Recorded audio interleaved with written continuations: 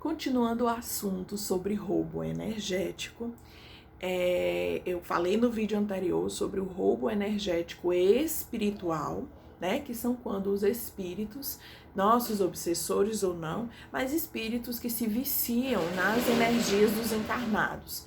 Espíritos que têm essa necessidade de se alimentar do quanto energético das pessoas para poder se manterem aqui ou para poder continuar alimentando os seus vícios. E dentro do espiritismo, a gente observa que quase todo mundo passa por isso.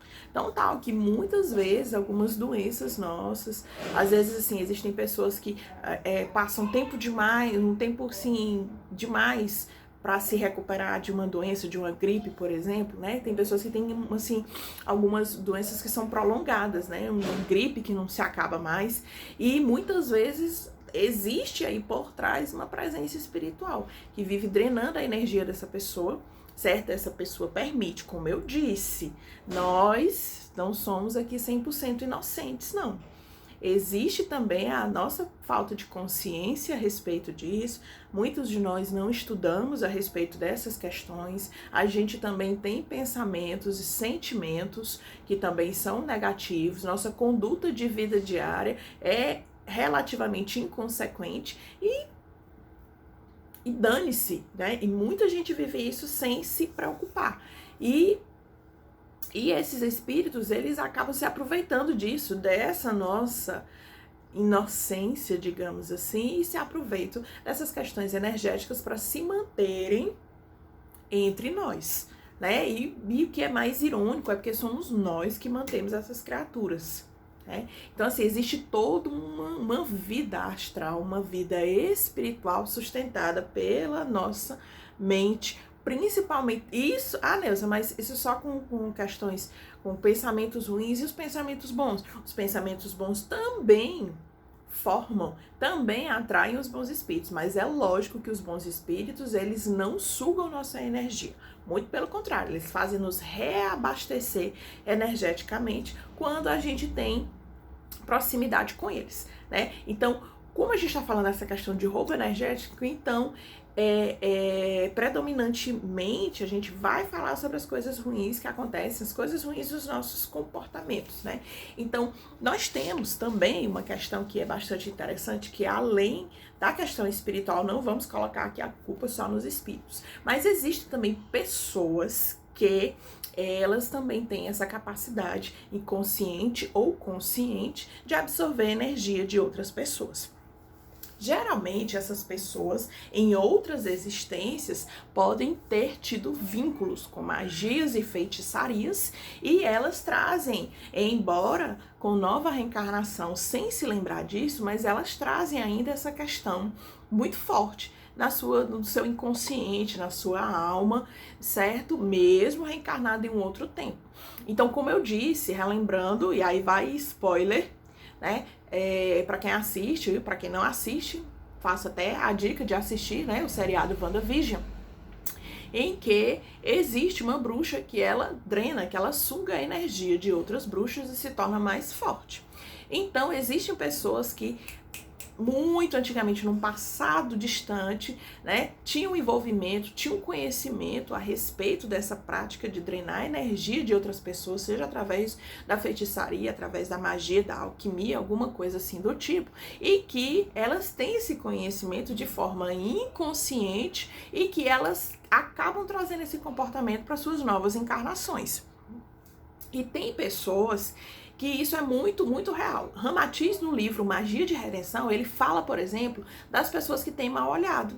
Mal olhado é um tipo de magia, é um tipo de roubo energético, né? Quantas vezes você já ouviu, ou você pode ter sido vítima do tão falado quebranto? O quebranto, ele é um roubo energético. É aquela pessoa que ela tem um olhar, né? Ela tem um olhar que ele suga a energia da outra pessoa. Então, tal que tem pessoas que olham para uma planta e a planta morre. Tem pessoas que olham para animais pequeninos e o animal fica doente. E pessoas que olham para outras pessoas e que essas pessoas sentem um roubo energético. Então, às vezes você não sente ali na hora, né? Mas a gente acaba sentindo isso. Então, essas pessoas, elas são realmente dotadas de um tipo de vampirismo, certo? Como eu disse, pode ter sido, geralmente é de outras vidas, porque já participou em vidas passadas, né? Dessa questão de magia, feitiçaria e tudo. Então, trazem no seu subconsciente ainda essa prática muito forte, embora não precise de elementos para isso, ou seja, não precise de elementos físicos, né? Por exemplo, para fazer um feitiço, muitas vezes você não precisa você pegar ali foto da pessoa, você pegar o eyeball, você pegar e fazer o material. Com a nossa mente doente, muitas vezes a gente rouba a energia das outras pessoas, a gente acaba fazendo feitiços inconscientemente ou muitas pessoas conscientemente. Lembrando que esses feitiços também você faz para coisas boas, né? Mas como a maioria de nós, a gente ainda tem muitos sentimentos negativos dentro da gente, então a maioria das pessoas tem esse tipo de poder, mas utiliza de uma forma muito errada.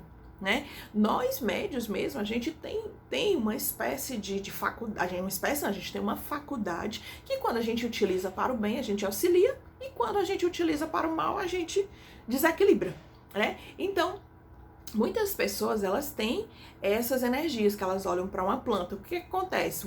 Quando a pessoa tem um mal olhado, né, ela tem algo que quando ela olha para aquela planta, por exemplo, ela consegue roubar essa energia. Por isso que a planta murcha ou a planta morre, né? Então tem algumas pessoas, inclusive, que tem dentro de casa, né, espada de São Jorge, isso, aquilo, outro, para defender, porque já são plantas mais resistentes, né, a esse tipo de roubo. Mas tem algumas plantas mesmo que são mais frágeis, que elas realmente sofrem com esse tipo de roubo energético. Tem gente que com o olhar mata passarinho, sabe? Mata esses pequenos animais, cachorro, gato mesmo, muitas vezes.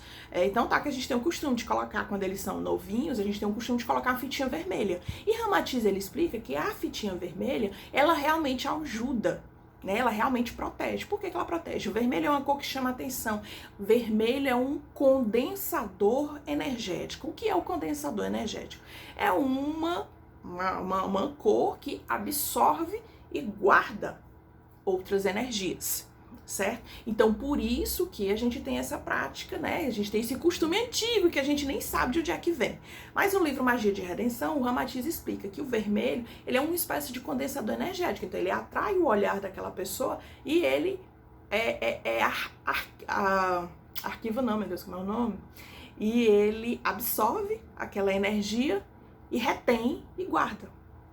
Então, por isso que ele tem os costumes das nossas avós mais antigos, sabem bem o que eu tô falando. Essa geração de hoje não sabe muito bem disso, mas essa geração, da minha geração para trás, sabe muito bem que quando a gente estava doente, que quando a gente era novinho, a gente sempre coloca nos bebês, a gente coloca nos animais de estimação aquela fitinha de cetim, geralmente, né? Ou então aquela fitinha mesmo de cor vermelha. Exatamente porque sim, o vermelho é um condensador energético. É uma cor que absorve e retrai energias tanto boas quanto ruins, ok? E então, por isso que, por que crianças, né? Crianças sofrem com esse roubo energético por conta do quebranto. Crianças são seres que, como estão recém-chegados aqui ao plano físico, elas ainda não têm defesas energéticas suficientes. Cabe aos pais estarem, sempre de olho. A mesma coisa de animais novinhos, né? Cachorrinho pequeno, gato pequeno, né? São animais que ainda não têm a sua defesa energética ainda 100%, ainda estão aprendendo a desenvolver o seu conteúdo energético. Então, por isso que são mais fáceis de sofrer com esses roubos energéticos. E nós temos também, enfim, as pessoas que elas têm esse tipo de comportamento, né? Então tá, que tem gente que, por exemplo, se você tem um plano, né? E tem gente que se você comentar esse plano, acabou, esse plano não vai dar certo. Então são pessoas que vibram de uma forma tão negativa, de uma forma tão invejosa, de uma forma tão maldosa, que quando elas escutam ali o seu projeto, que elas mentalizam aquele projeto acontecendo ou não, a própria energia delas recai por cima de você. Então, por isso que é uma coisa que todo mundo diz, independente de ser religião, de ser coach, de não ser. Não conte seus planos, seus segredos para ninguém. Só depois que eles forem concretizados. Tem pessoas que são diferentes, que se você conta, né, que se você conta o seu plano para elas, elas têm uma energia tão positiva que elas te auxiliam que aquilo ali aconteça. Ou seja, elas vibram de forma positiva, elas torcem verdadeiramente por você. Porque nós temos, infelizmente, nós temos uma questão muito mesquinha, uma questão humana, que eu estava até conversando com uma colega minha essa semana, nós temos uma questão muito mesquinha. Eu quero te ver bem, mas eu não quero te ver melhor do que eu. Né? Então, a maioria das pessoas não vibra a favor do próximo. Então, se você for montar o seu negócio, se você começar um relacionamento, se você estiver estudando, né? Se você estiver tentando construir alguma coisa, não conte para pessoas que não são confiáveis. Deus, e como é que eu sei quando essas pessoas não são confiáveis? Exatamente quando essas pessoas, elas forem de alguma forma pessimistas. E essas pessoas que vivem reclamando da vida, essas pessoas que quando te abraçam, a gente... E outra coisa, convenhamos, a gente sente. Quando uma pessoa, ela não tem uma energia boa, a gente sente. Não se engane, sua intuição é um alerta do seu espírito pedindo para você acordar, pedindo para você refletir, para você prestar atenção, né? Então, essas pessoas que são pessimistas, essas pessoas que só contam histórias de tragédia, essas pessoas que não sabem fazer um elogio verdadeiro, né? Por exemplo, tem gente que faz um elogio, mas é te derrubando. Né? Ah, tu tá bonita, pena que tu tá um pouquinho gorda. Ah, tuas pernas, tu tem malhado, tal, tuas pernas tão bacanas, pena que tuas pernas tão muito brancas. Ah, teu cabelo tá bonito, mas eu acho que essa cor não fica legal. Ou seja, você sabe disso, você já se deparou com uma pessoa desse tipo. Então, observe esses sinais, essas pessoas que elas têm esse comportamento invejoso, essa coisa da maledicência, sempre tá vendo defeitos dos outros, falando mal. Essas pessoas, elas são